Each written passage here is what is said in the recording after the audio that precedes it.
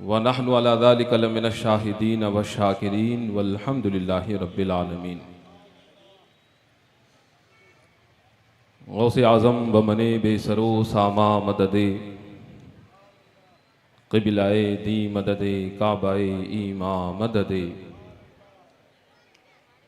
बगिरदाबे बला उफ्तादा कश्ती ज़ईफ़ानो शकिश्ता रात पुश्ती बहक़ ख़ाजाए उस्मान हारूनी मदद कुन या मुईनुद्दीन चिश्ती। ये अशरफ़ ज़माना ज़मानाए मदद नुमा दरहाए बस्तराज कलीदे करम कुशा सरवरा शाहा करीमा दस्तगीरा अशरफा हुर्मते रूहे पयंबरिक नज़र कुन सुएमा। आई अक़ीदत व मोहब्बत के साथ नबी रहमत ताजदार हरम सल्लल्लाहु अलैहि वसल्लम की बारगाह बेकस पनाह में दुरूद व सलाम का हदिया पेश करें। पढ़िए बाबा से बुलंद अल्लाहुम्मा सल्लि अला सय्यिदिना व मौलाना मुहम्मदिन कमा तुहिब्बु व तर्ज़ा बि अन तुसल्लि अलैहि सलातुन व सलामुन अलैका या हबीबी या रसूलल्लाह सल्लल्लाहु तआला अलैहि वसल्लम। अल्लाह रब्बुल इज़्ज़त का करोड़ा करोड़ शुक्र व एहसान है कि उस पाक परवरदिगार आलम ने मदरसा अरबिया रहमानिया को ये सआदत और ये खुशबख्ती और ये बाबरकत महफिल का मौका अता फरमाया कि हर साल की तरह इस साल भी 8 हुफ़ाज़े किराम, 16 उलमा और फुज़ला की एक जमात, 27 आलिमात व फाजिलात और 7 बच्चियां कि जिन्होंने मुफ्ती का कोर्स मुकम्मल किया है,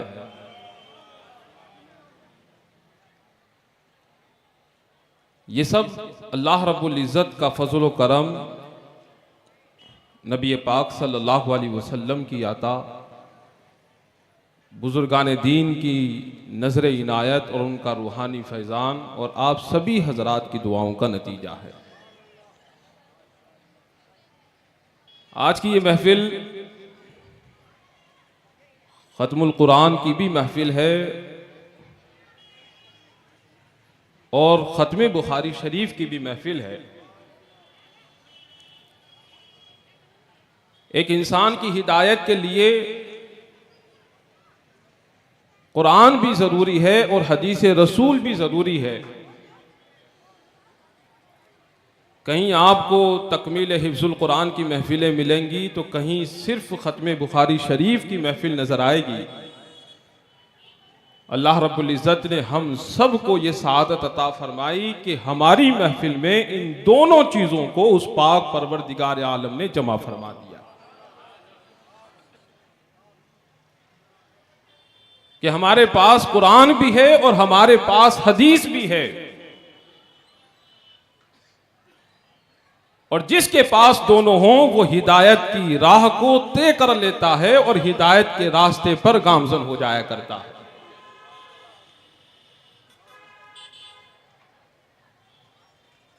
कुरान मजीद फुरकान हमीद की जिस आयत करीमा की तिलावत का शरफ हासिल हुआ,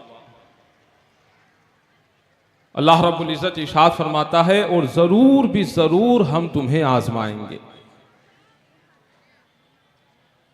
कुछ भूख से, खौफ से, जान और माल की, औलाद की कमी से, जिंदगी में परेशानियां आएंगी, मुसीबतें आएंगी, मुखालफतें आएंगी। सब कुछ अच्छा करने के बावजूद भी लानो तान का शिकार होना पड़ेगा, क्योंकि दुनिया ये आजमाइश की जगह है। और जो इंसान अल्लाह रब्बुल इज़्ज़त का जितना करीबी होता है और जितना नेक और साले और दिल का साफ होता है, उस इंसान पर आजमाइशें, मुसीबतें, परेशानियां उसी कद्र नाजिल हुआ करती है। हजरत आदम अलैहिस्सलाम से लेकर नबी पाक सल्लल्लाहु अलैहि वसल्लम तक जितने भी अंबियाए किराम अलैहिमुस्सलाम की हस्तियां हैं, तमाम की जिंदगियों में आपको यह मिलेगा कि उन्हें हर मोड़ पर सताया गया, परेशान किया गया, उन्हें न जाने कैसे कैसे कलमात से नवाजा गया, उनकी शान में गुस्ताखियां की गई, लेकिन फिर भी वो अपने उस काम में, उस दावतो तबलीग के मुहिम में वो हमेशा डटे रहे और सब्र के साथ में साबित कदम रहे। हमारी जिंदगियां हम चाहें कि इत्मीनान और सुकून से गुजर जाए, ऐसा कभी नहीं हो सकता। आप जिसके साथ जितना अच्छा बर्ताव करेंगे, जिस खानदान और परिवार को आप जितना लेकर चलेंगे, जिस रिश्तेदार के साथ रिश्तेदारियां आप जितनी ज्यादा निभाएंगे, नतीजतन सारी बुराइयों का वो घड़ा आपके सर पर ही फोड़ा जाएगा। सब कुछ करने के बावजूद ताना आप ही को दिया जाएगा। हक पर होते हुए भी गलत आप ही को साबित किया जाएगा। और जिस दिन आपके साथ ऐसा होने लगे तो समझ लें कि आप सही हैं, और इन सारी मुसीबतों पर अगर आपने सब्र किया तो अल्लाह वो बशारत अता फरमाएगा कि जिस बशारत का जिक्र अल्लाह कुरान करीम में सब्र करने वाले लोगों को अता फरमा रहा है।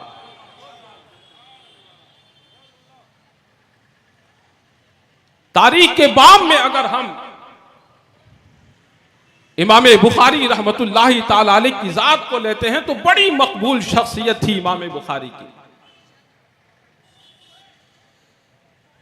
यहां तक कि इमाम बुखारी रहमतुल्लाहि ताला अलैह जब किसी गांव, शहर, कस्बे में दरसे हदीस के लिए जब जाया करते थे तो उस बस्ती में दाखिल होने से 2-3 मंजिल दूर से ही इमाम बुखारी का बड़े ही आलीशान अंदाज में इस्तकबाल किया जाता था। इमाम बुखारी से हदीस पाक का दर्स लेने के लिए और हदीस पाक सुनने के लिए हजारों का मजमा लग जाया करता था, और दर्स हदीस के लिए लोगों को बैठने के लिए जगह तक मुयस्सर नहीं आया करती थी। यह मकबूलियत थी इमाम बुखारी रहमतुल्लाहि ताला अलैह की। और जब अल्लाह रब्बुल इज्जत किसी को मकबूलियत अता फरमाता है तो यह तारीख की रिवायत है, दास्तान है कि उससे जलने वाले कुछ न कुछ लोग कहीं ना कहीं पैदा हो ही जाया करते हैं। जैसा कि हम आए दिन कारोबार में, घरों में, समाज में, मुआशरे में, सोसाइटियों में, हर फील्ड, हर मैदान में हमें ऐसे लोग नजर आएंगे। इमाम बुखारी रहमतुल्लाहि ताला अलैह की वो जात कि जब नेशापुर की सरजमीन पर दर्स हदीस के लिए जब जाती है तो कई हजार घुड़सवार, कई हजार पैदल लोगों के काफले इमाम बुखारी के इस्तकबाल के लिए आते हैं। बड़े ही एहतराम के साथ में, तज़ुक्को एहतिशाम के साथ में इमाम बुखारी का दाखिला, आपका इस्तकबाल नेशापुर की सरजमीन पर होता है। और हाल ये होता है कि रास्ते भरे हुए हैं, मकानात की छतें भरी हुई है। जिस जगह इमाम बुखारी को दर्स हदीस देना है वहां बैठने और तिल रखने की जगह बाकी नहीं बची है।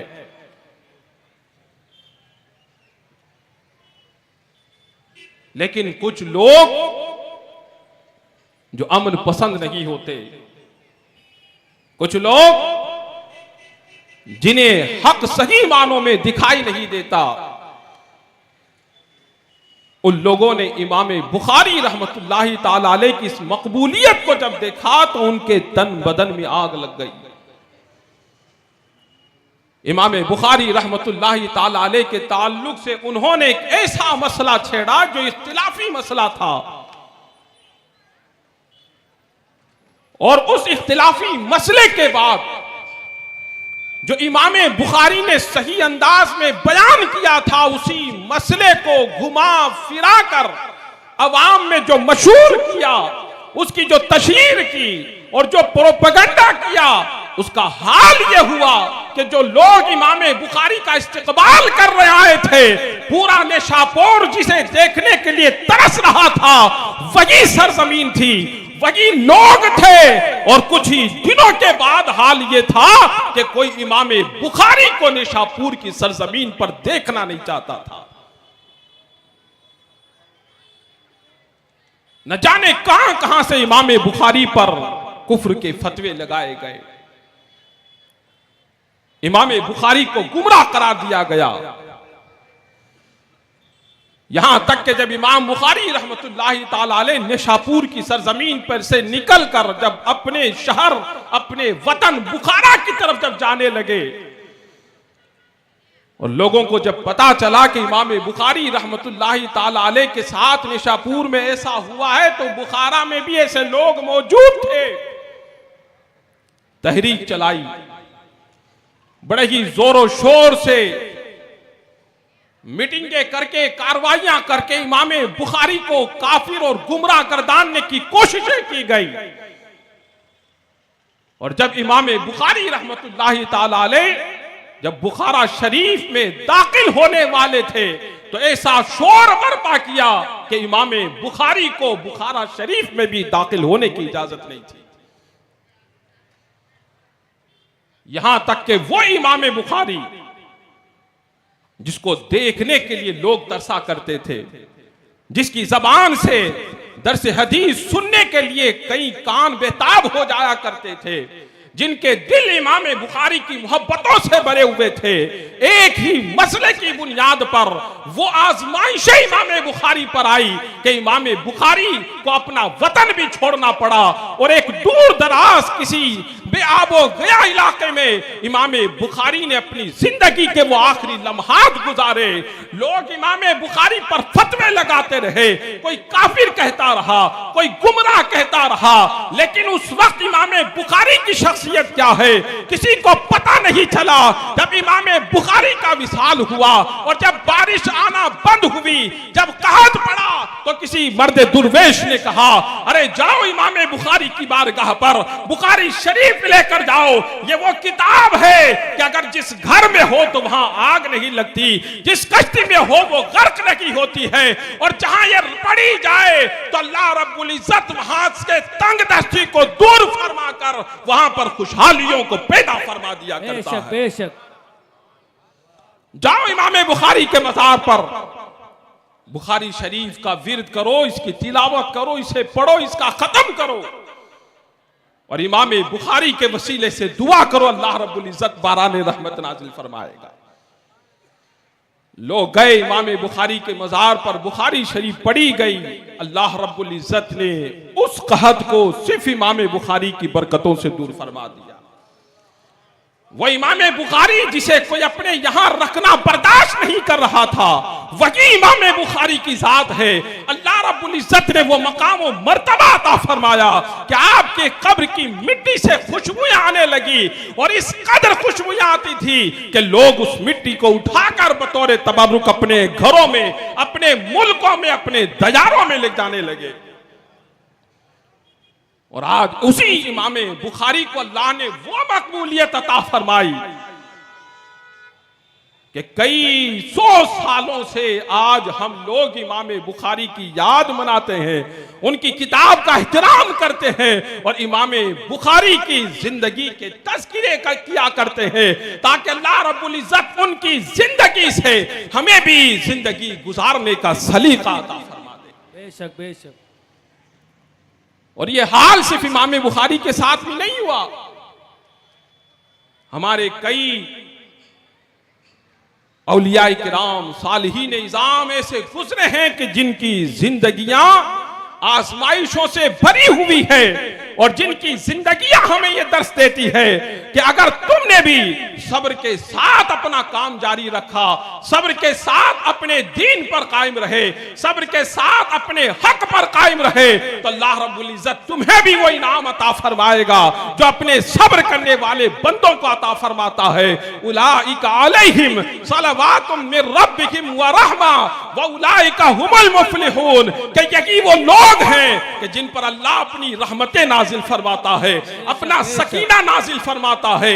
ऐसे ही लोगों को अल्लाह हिदायत पर कायम फरमाता है। यही हिदायत पाने वाले लोग हैं और यही कामयाबी से हमकिनार होने वाले लोग हैं। बेशक बेशक, सुभान अल्लाह। लिहाजा जिंदगी में कितनी भी परेशानियां क्यों ना आए, कोई हमें ताना दे, कोई हमें बुरा भला कहे, लेकिन किसी के कहने की बुनियाद पर हमें अपनी अच्छाइयों को और अपने अच्छे कामों को कभी छोड़ना नहीं चाहिए। आप दीन का काम कर रहे हैं, कोई आपको बुरा भला कहता है तो दीन का काम मत छोड़िए। और इसकी मिसाल हमें दरख्त के फलों से लेना चाहिए कि फलदार दरख्त पत्थर भी खाता है, फल भी देता है, लेकिन उसके बावजूद वो आइंदा साल फल देना बंद नहीं करता। तो अगर हमारे वजूद से किसी को फायदा पहुंचता है, किसी के साथ अच्छा बर्ताव किया जाता है, किसी की जिंदगी में कामयाबियां आती है, तो हमें चाहे जितना बर्दाश्त करना पड़े कर लें, लेकिन अपनी भलाई के इन फलों को अगर इस साल जितना आपने किया है आइंदा साल उससे भी ज्यादा करने की कोशिश करें। खैरुन्नास मय्यनफाउन्नास, सबसे बेहतरीन इंसान वो है जो लोगों को फायदा पहुंचाता है। लिहाजा अपने वजूद को लोगों के लिए नाफे बनाए, मुफीद बनाए, फायदामंद बनाएं, ताकि लोग हमारे वजूद से फायदा हासिल करें। और अगर किसी की तरफ से तकलीफें आती हैं, परेशानियां आती हैं, कोई आप पर लानो तान करता है, कोई आपके ताल्लुक से बदगुमानियां फैलाता है, कोई आप पर इल्जाम तराशियां करता है, कोई आप पर फतवे दागता है, तो ऐसे लोगों के लिए भी अल्लाह की बारगाह में हिदायत की दुआ करें और अपने उस मिशन पर कायम और दायम रहें। अल्लाह रब्बुल इज्जत एक ना एक दिन दुनिया को बताएगा कि आपकी हैसियत क्या है और आपका मर्तबा और मकाम क्या है। अल्लाह रब्बुल इज्जत हम सबको इन बातों पर अमल करने की तौफीक अता फरमाए। अस्तगफिरुल्लाह रब्बी मिन कुल्ली ज़ंबि व अतूबु इलैहि व आखिरु दावाना अनिल हम्दुलिल्लाहि रब्बिल आलमीन। मैं इस मुबारक इज्तिमा और महफिल में जितने भी हमारे मेहमान तशरीफ लाए हैं, आप सभी का दिल की गहराइयों से शुक्रिया अदा करता हूँ कि आपने अपना कीमती वक्त सर्फ किया, हमारी अराकीन की और बच्चों की हौसला अफजाई फरमाई और उम्मत के इन चिरागों को आपने और मजीद इनकी रोशनी में इजाफा किया। अल्लाह रब्बुल इज्जत हम सब की कब्र को और आखिरत को मुनव्वर व मुजल्ला फरमाए। अस्सलामु अलैकुम व रहमतुल्लाहि व बरकातहू।